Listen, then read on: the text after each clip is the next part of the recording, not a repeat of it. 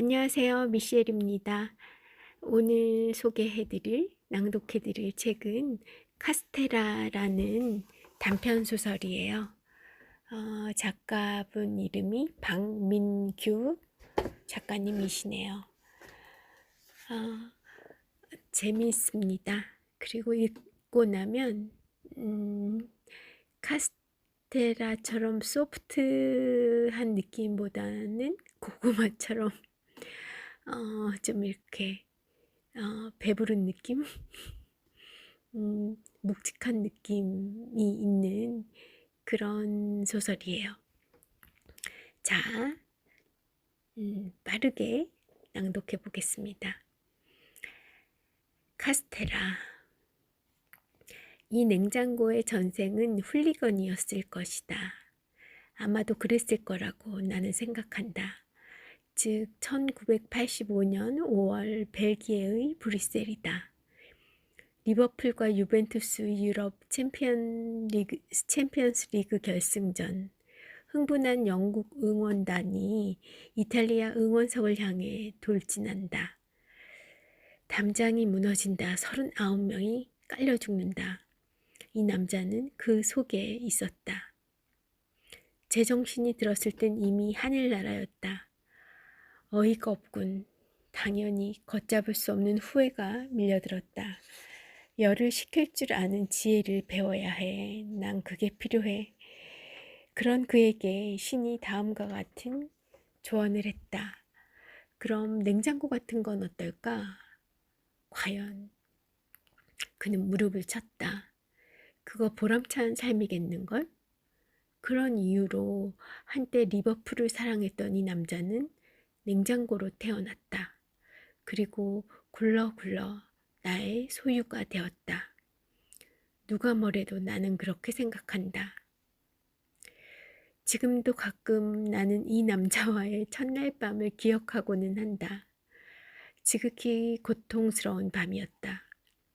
처음엔 시끄럽다고만 여겼는데 저러다 폭발하는 게 아닐까? 급기야 두려워져 도무지 잠을 잘 수가 없었다.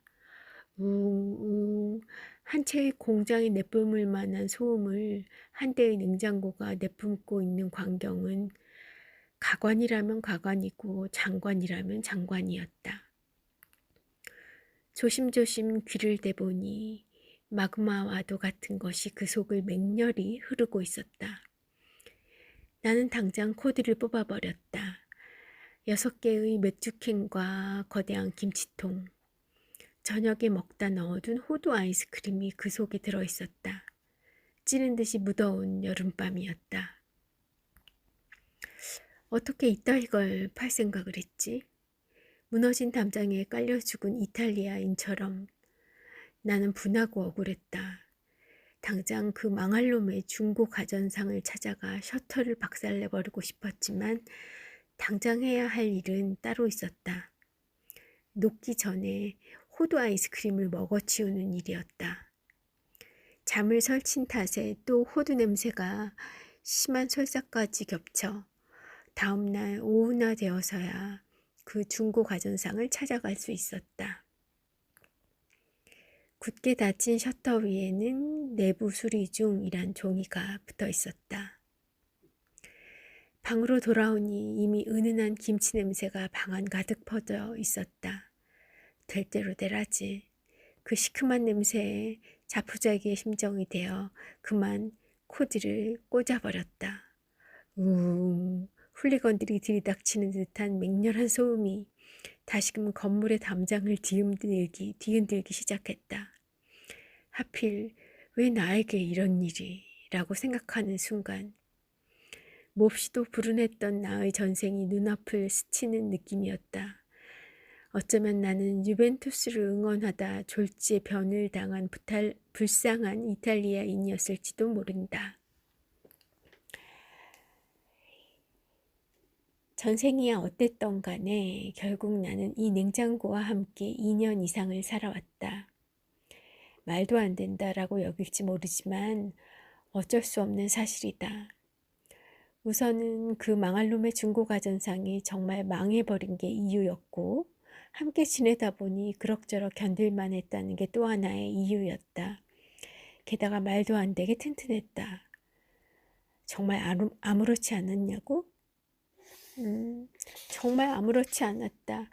오히려 독신인 나로서는 그 굉장한 소음이 있어 외롭지 않을 수 있었다 라고 말할 수 있을 정도다. 나는 인간, 결국엔 길들여지기 마련이다. 냉장고와 내가 만난 것은 대학 생활을 갓 시작한 1학년 때의 여름이었다. 사상 유례 없이 불쾌지수가 높았던 여름으로 기억한다. 집에 불만이 많았던 나는 학교 근처에서 무작정 자취를 시작했고, 그래서 그 좁은 방 안에 냉장고와 TV, 미니 오디오와 나 이렇게 넷이 옹기종기 모여 살고 있었다. 그러나 실제로는 나와 냉장고만이 살고 있었다는 느낌이다. 냉장고의 소음이 워낙 특출했기 때문이다. 정문에서 300m 정도 가파른 언덕길에 위치한 이 원룸에는 그래서 정말이지 아무도 찾아오지 않았다. 마침 방학이었고 다시 말하지만 사상 유례 없이 불쾌지수가 높았던 여름이었다. 언덕이라곤 해도 이렇게 아스팔트가 잘 놓여진 길인데 왜 인간들이 안 오는 거지? 늘 들르던 언덕이 호프의 주인은 종종 나와 같은 생각을 푸념삼아 늘어놓고는 했다. 글쎄 왜 그럴까요? 굵어진 종아리를 어루만지며 나는 땅콩을 집어먹고는 했다. 불쾌지수가 높은 날도 불쾌지수가 낮은 날도 아무도 찾아오지 않는 여름이었다. 나는 늘 불쾌할 정도로 외로웠다. 즉 그런 연유로 냉장고와 나는 친구가 되었다. 그런 느낌이다. 다시 말하지만 그 굉장한 소음이 있어 나는 외롭지 않을 수 있었던 것이다. 아무도 찾지 않는 그 언덕 위 원룸에서 단 둘이서 말이다. 세상의 여느 친구들처럼. 냉장고도 알고 보니 좋은 놈이었다. 알고 보면 세상에 나쁜 인간은 없다. 드물게도 있는 1926년 제너럴 일렉트릭이 세계 최초의 현대식 냉장고를 생산해낸 이후 인간과 냉장고가 친구가 된 최초의 사례였다. 아니 내가 최초라니. 도대체 우리는 냉장고에 대해 얼마나 소홀했었단 말인가. 과연 이 세상에는 냉장고의 존재 가치를 제대로 알고 있는 인간이 있기나 한 걸까? 드넓은 세상에서 우리는 늘 인간만이 살고 있다 생각하기 마련이다. 그러나 조금만 더 신경을 기울이면 바로 자신의 곁에 냉장고가 있음을 알 수 있다. 냉장고는 인격이다. 자, 이제 저 소리에 귀를 기울여라. 그리고 느껴보아라. 압축기와 응축기, 증발기와 열 교환기를 순환하는 저 냉장의 흐름. 기적의 사이클링을. 내가 냉장고에게 매료되기 시작한 것은 저 순환의 소리에 서서히 눈을 떠가면서부터였다. 물론 처음부터 그랬단 얘기는 절대 아니다. 나 역시 냉장의 세계라니 알게 뭐야? 에 속해 있던 흔하고 흔한 인간의 한 명에 불과했으니까.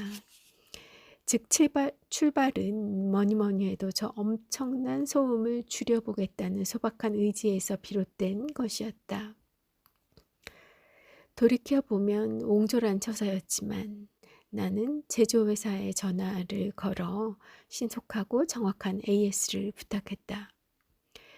변명이 아니라 누구라도 그랬을 것이다. 신속하고 정확할 줄 알았던 AS는 그러나 길고 지루하게 한참을 이어졌다. 재상 히터의 점검에서 각종 부품의 교체, 결국은 모세간의 청소까지. 방은 어수선했고 중복에서 말복 사이에 언제나 찜통 같은 오후였다. 기사는 결국 4번씩이나 내 방을 방문했고 매번 수리가 끝날 때마다 늘 다른 얘기를 늘어놓았다. 첫 방문 때는 이제 괜찮을 겁니다. 두 번째는 거참 이상하네. 세 번째는 차라리 하나 사시죠.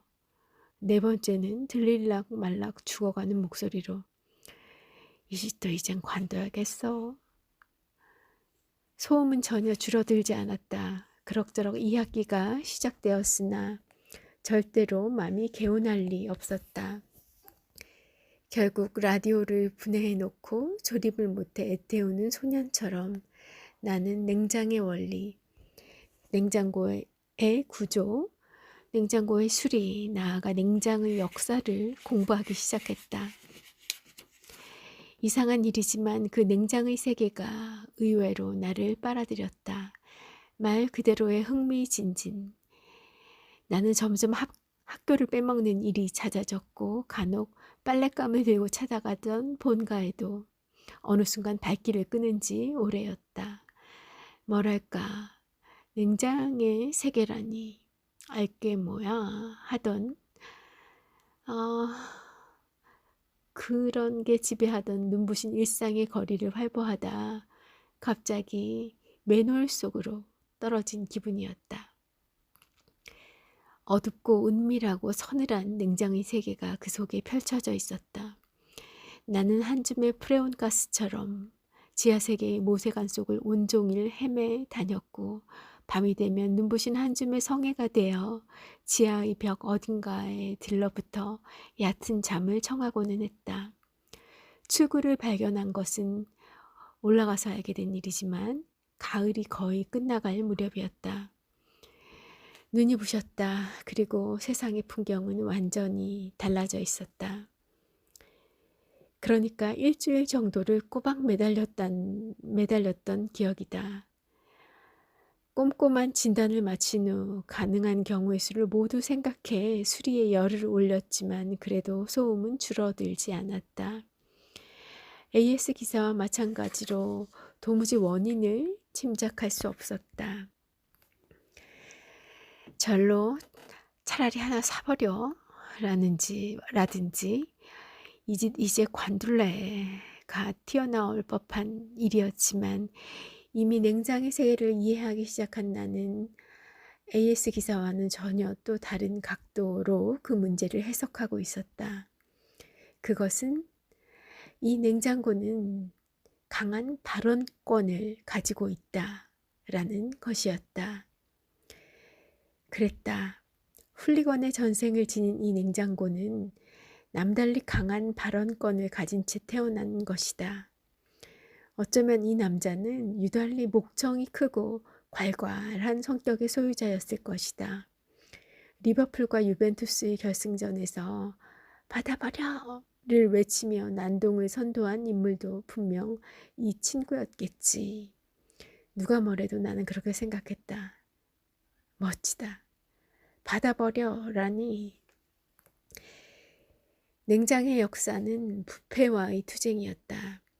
인류는 오래전부터 음식을 차갑게 보관하면 오랫동안 보존할 수 있다는 사실을 알고 있었다. 중국인들은 기원전 1000년 무렵부터 이미 지하실과 얼음을 이용한 원시적 냉장 기술을 사용하고 있었다. 굳이 따지자면 인류 최초의 냉장고는 땅속, 즉 지구였던 셈이다. 14세기의 중국인, 17세기의 이탈리아인들은 소금물이 저장된 용기가 상온보다 차가운 상태를 유지한다는 사실을 알아내었다. 소금물이 증발할 때 주변의 열을 빼앗아 가기 때문이었다. 비록 초보적인 수준이지만 기화열을 이용한 현대의 냉장 원리가 인류 역사의 최초로 그 면모를 드러낸 순간이다. 1834년 영국의 제이콥 퍼킨스가 얼음을 인공적으로 만드는 압축기를 발명하고 특허를 얻는 데 성공한다. 퍼킨스는 압축시킨 에테르가 냉각 효과를 내면서 증발했다가 다시 응축되는 원리를 이용했는데 그의 압축기는 훗날 냉장고의 탄생에 결정적인 기여를 한다. 1926년 미국의 제너럴 일렉트릭이 세계 최초의 밀폐형 냉장고를 생산해낸다. 이후 끊임없는 개선을 통한 현대식 냉장고의 역사가 시작된다.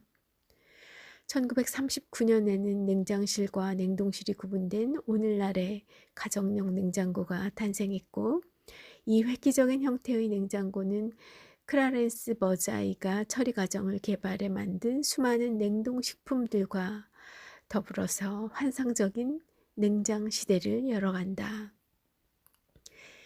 냉장고의 보급은 인류의 삶을 크게 바꾸어 놓았다. 가장 획기적인 성과 중 한 가지는 식중독, 암 등의 질병 발생률을 대폭 낮춘 것이다.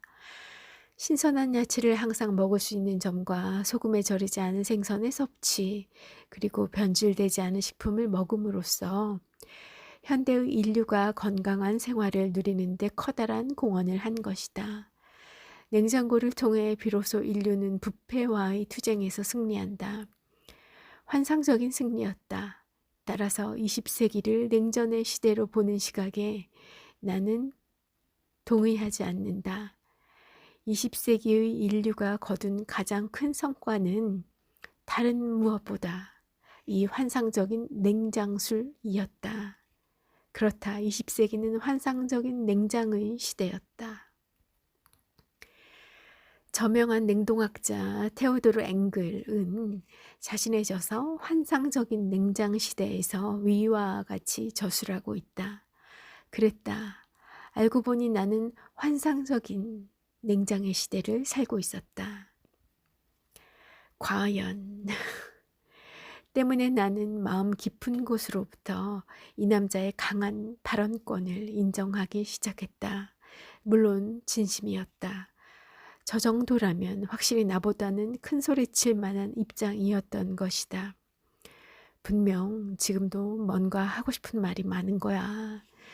냉장고를 보며 나는 중얼거렸다. 그것은 마음 깊은 곳으로부터의 충분한 공감이었다. 냉장의 세계에서 본다면 이 세계는 얼마나 부패한 것인가. 그러니까 이 세상은 각자가 냉장고를 어떻게 사용하느냐에 달려있는 게 아닐까? 언더기 호프의 주인은 그런 얘기를 했다. 언제였냐 하면 냉장고의 사용법에 크나큰 전환의 계기가 찾아든 무렵이다.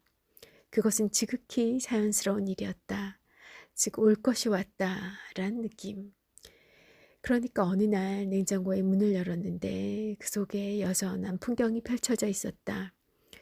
2개의 맥주캔과 김치통, 입을 쩍 벌리고 있는 1.5리터짜리 우유팩과 한 줄의 계란, 입을 허 벌린 채 나는 생각했다. 환장할 노릇이군. 그것은 모든 인류에게 부끄러운 풍경이었다. 이 환상적인 냉장 시대에 겨우 이따위로 냉장고를 사용해 왔다니. 과연 이 정도로 몰지각한 인간이었나? 나는 자성했고 2개의 맥주캔과 김치통과 우유팩과 계란들을 모두 끄집어내고 냉장고의 내부를 윤이 나도록 청소했고 이제 앞으로는 뭔가 근사한 용도로 냉장고를 사용하리라는 굳은 각오를 다져 나갔다. 그게 인류에 대한 도리야. 변질된 우유를 싱크대에 버리며 나는 생각했다. 그러나 훌륭했던 각오와는 달리 막상 그 용도에 대해선 뾰족한 생각이 떠오르질 않았다. 고민은 날이 갈수록 깊어갔지만 뭐야, 사지선다형이 아니잖아. 친구들은 그런 식으로 나의 고민 자체를 부정했고. 자식, 보기보다 태평한 성격이네. 선배들은 태평한 얼굴로 그런 대답들을 늘어놓았으며 싫어, 재밌는 얘기나 해줘. 재미가 없다는 이유로 여자애들은 괜한 짜증을 부렸다. 입을 허 벌린 채 나는 생각했다. 환장할 노릇이군. 그러나 결코 수학이 없던 것만은 아니었다.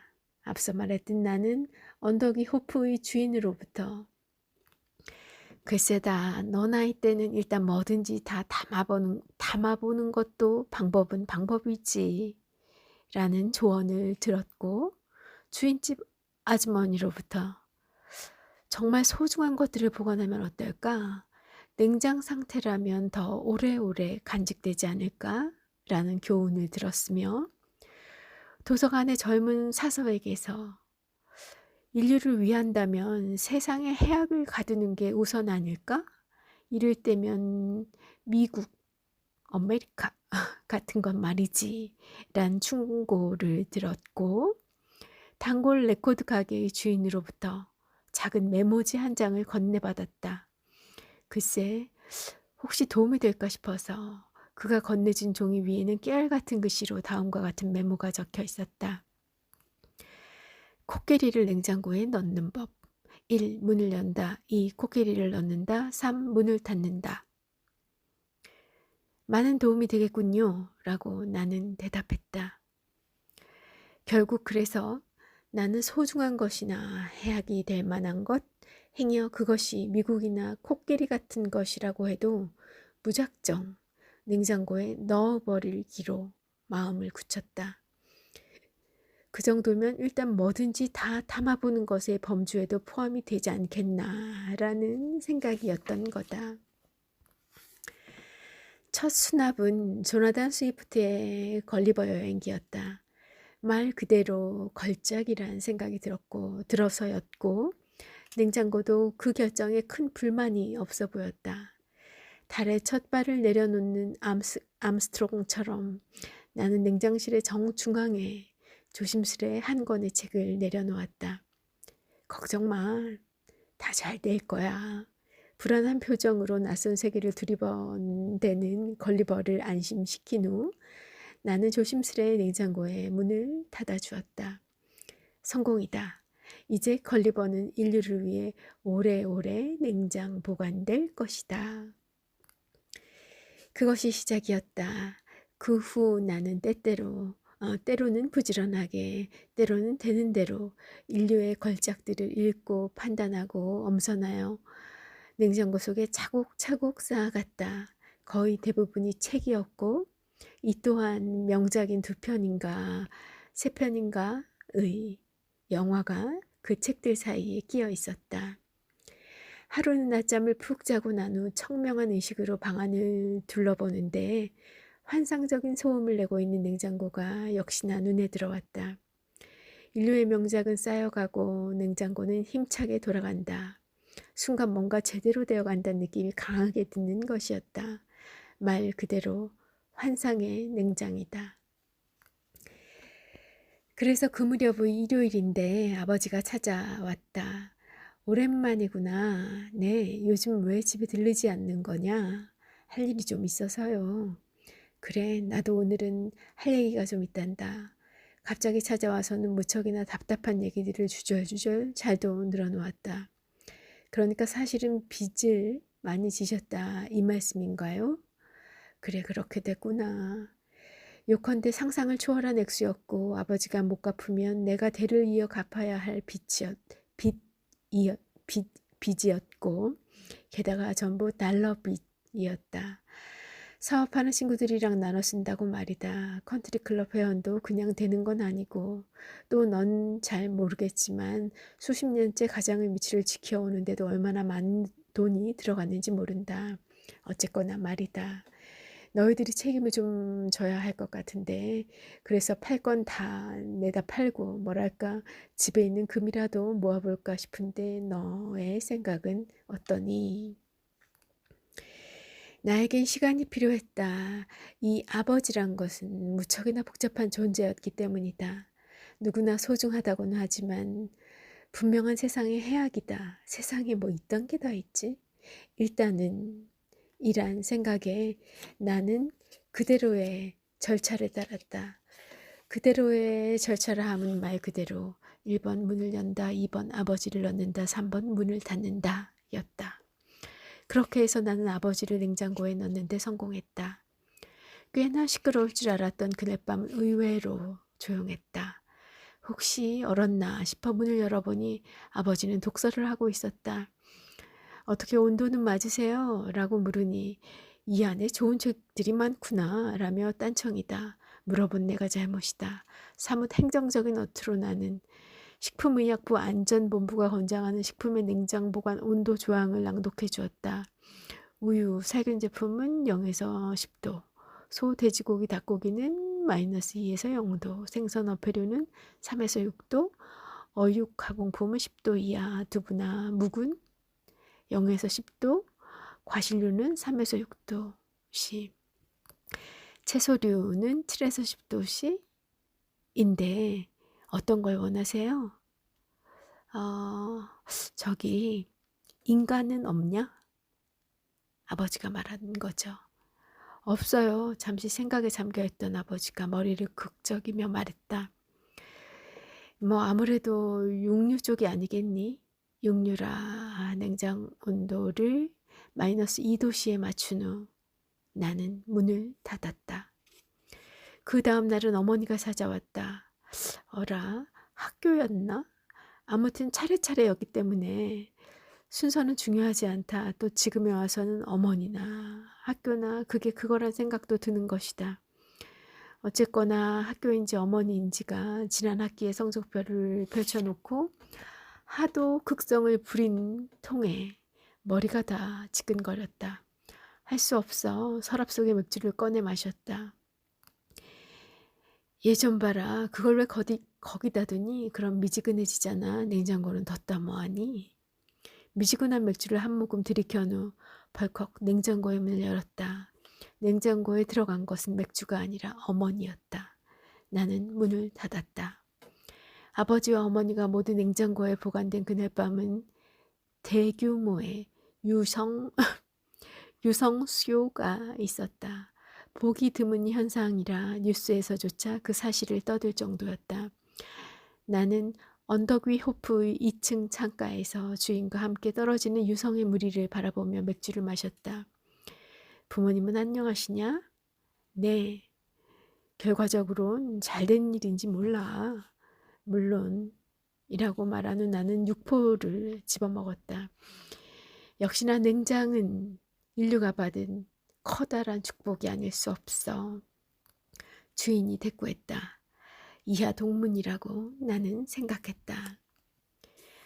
말했던 대로 차례차례였다. 나는 학교를 집어넣고 동사무소를 집어넣고 신문사와 오락실과 7개의 대기업과 5명의 경찰 간부와 낙도 초등학교의 어린이들과 경기고속 소속의 좌석버스와 지하철 2호선 5종의 5종류의 삼각김밥과 11명의 방송국 PD와 51개의 벤처기업과 2명의 영화 감독과 3명의 소설가, 192명의 공장장과 5명의 회사원과 31명의 수입업자와 2명의 성형외과 의사와 3명의 댄스 가수와 2사람의 취객가, 1마리의 비둘기, 3명의 사채업자와 2명의 프로레슬러와 1명의 병아리 감별사와 180만 명의 실직자와 36만 명의 노숙자와 67명의 국회의원과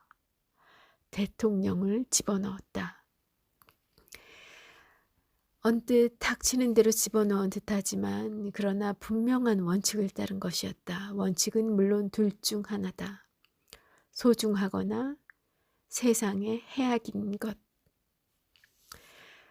써놓고 보니 마치 대규모의 유성군을 집어넣은 느낌이다. 물론 그 후에도 참으로 많은 것들이 냉장고 속으로 들어왔다. 그중 결정적이었던 것은 미국을 집어넣은 것이다. 어떤 이유인지 정확한 기억은 사라졌지만 아무튼 크리스마스를 전후해서였다. 신문을 보다가 엉겁결에 문을 열고 넣고 닫은 것이다. 믿기진 않지만 그러나 미국이 들어오자 냉장고 속은 일약 하나의 국제사회가 되어버렸다. 야, 맥도날드가 없어졌더라. 며칠 후 언덕 위 호프에 놀러온 레코드 가게의 주인이 호호언 손을 비비며 얘기했다. 저기 사거리에 있던 거 말이야. 그게 없어졌어. 아마 그럴 거야. 호프의 주인이 담담하게 대꾸했다. 얜 요새 학교도 안 가잖아. 정말? 그럼 어쩔 작정이냐? 학교가 없어졌어요. 그랬구나. 그러고 보니 요즘 없어진 게 많네. 그날은 셋이서 함께 맥주를 마셨다. 날도 추웠거니와 공교롭게도 1년의 마지막 날이자 한 세기의 마지막 날이었다. 그랬구나. 코끼리를 넣듯이 넣었다 이거지.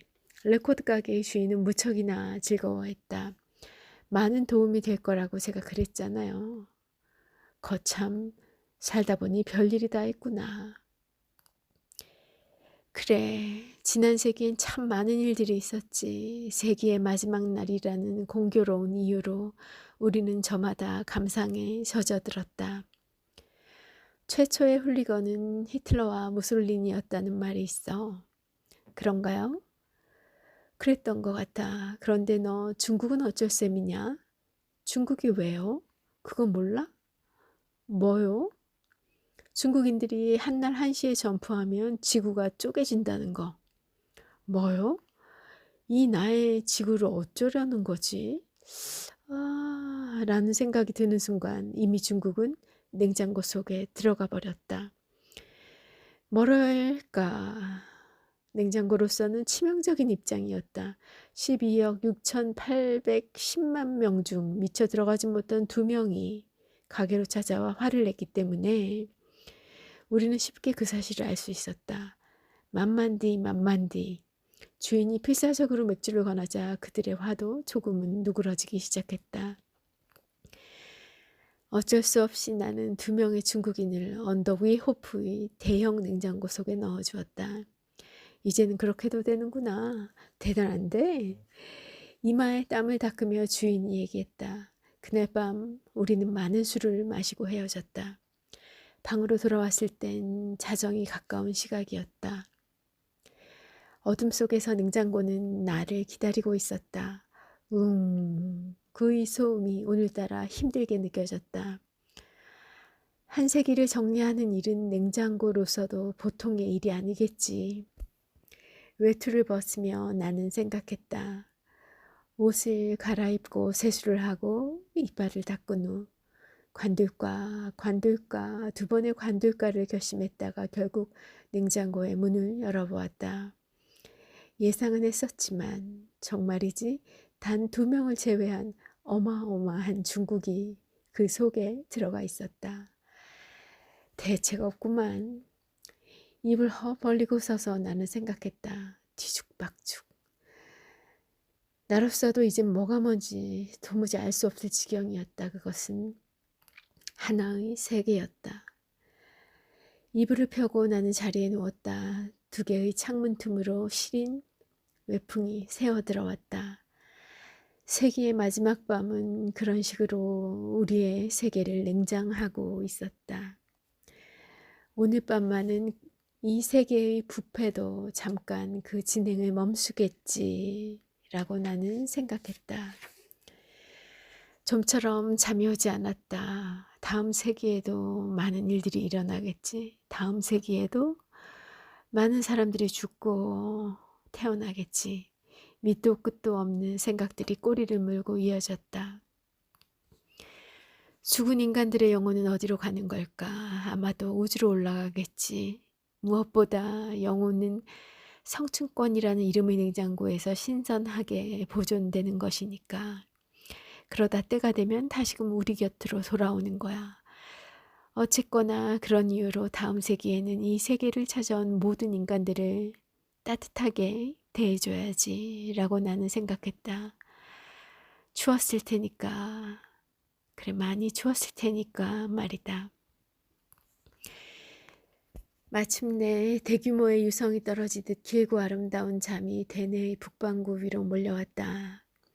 대내의 고비 사막 위를 걷고 있던 낙타들이 긴 꼬리를 그리며 낙하하는 유성의 무리를 쳐다보며 힘없이 자신의 목을 떨구었다. 어둠 속에서 평소보다 큰 소리로 냉장고가 울어대던 세기의 마지막 밤이었다.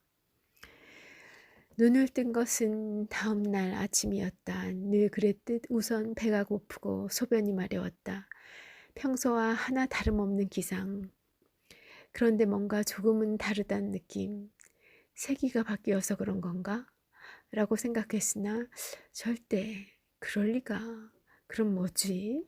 소변을 보고 세수를 하고 방에 들어온 순간 비로소 그 이유를 알 수 있었다. 냉장고가 고요했다. 도대체 어떻게 된 거지? 귀를 대봐도 극히 일반적인 순환의 소리만이 본체의 깊은 곳에서 미약하게 들려올 뿐이었다. 어떻게 된 거야? 순간 가슴이 철렁 내려앉았다. 이 세계는 어떻게 된 거냐고. 중국은, 미국은, 그리고 부모님은. 나는 벌컥 냉장고의 문을 열었다. 놀랍게도 그 속은 텅 비어 있었고 오직 냉장실의 정중앙에 희고 깨끗한 접시 하나가 반듯하게 놓여 있었다. 그리고 그 접시 위에 한 조각의 카스테라가 있었다. 마치 하나의 세계를 다루듯 나는 조심스레 카스테라를 집어 올렸다. 놀랍게도 따뜻한 반듯하고 보드라운 직육면체가 손과 눈을 통해 거짓없이 느껴졌다. 살짝 한 입을 베어 물었다. 달콤하고 부드러운 향이 입과 코를 지나 멀리 유스타키오관까지 퍼져나갔다. 그것은 모든 것을 용서할 수 있는 맛이었다. 이상하게도 그 따뜻하고 부드러운 카스테라를 씹으며 나는 눈물을 흘렸다. 네, 여기까지입니다. 다시 듣기 하셔도 좋을 것 같아요. 소설이어가지고 은유가 많이 포함되어 있어서 제 낭독이 잘 안 와 닿으실 수 있거든요. 시간이 되신다면 천천히 또 다시 한번 들어보시면 이 소설의 참신함과 어떤 메시지를